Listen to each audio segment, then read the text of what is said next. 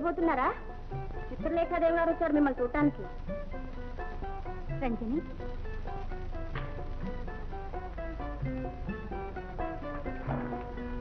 రంజని, నిష్కారణంగా నిన్ను అవమానించిన నా అవివేకం మన్నించు. అమ్మా, నేను నిన్ను మన్నించడం ఏమిటి? మీరు నన్ను అవమానించడం ఏమిటి? రంజని, దుష్టుడైన రాజు మదోన్మత్తుడై పడి ఉంటే ప్రజల గోడు చూడలేక ఉద్రేకంతో బుద్ధి చెప్పడానికి వచ్చి నీతో పంతగించి నృత్యం చేశాను.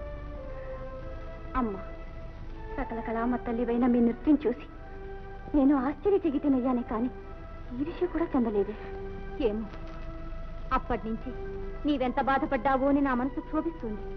రంజని, ఇంకా నిన్ను అవమానించిన నా అవివేకం మన్నించు. అమ్మా, నేను నిన్ను మన్నించడం ఏమిటి?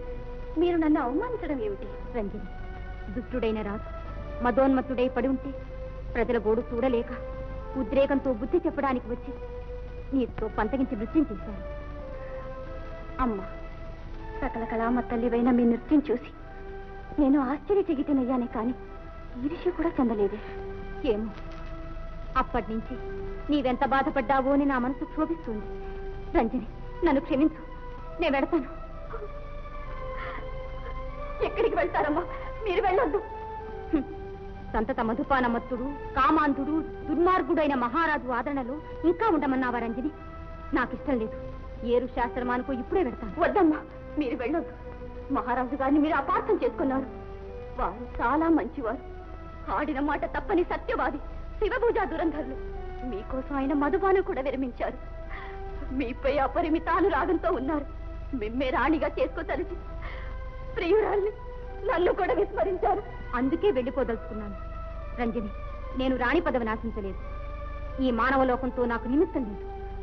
ప్రశాంతంగా ఏరు శాస్త్రంలోనూ పరమేశ్వర ధ్యానం చేసుకుంటా. వద్దమ్మా, మీరు వెళ్ళొద్దు. రాజమందిరంలో మీ పూజా పునస్కారాలకు ఏ అంతరాయం కలగదు. వద్దు రంజని, నీ సౌఖ్య సంతోషాలకు కూడా నేను అంతరాయం కలిగించలేను.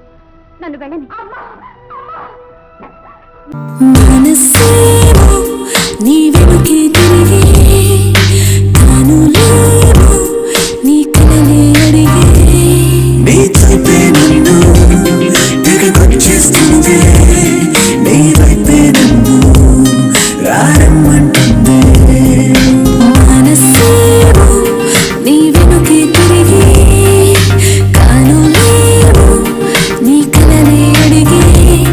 Me too.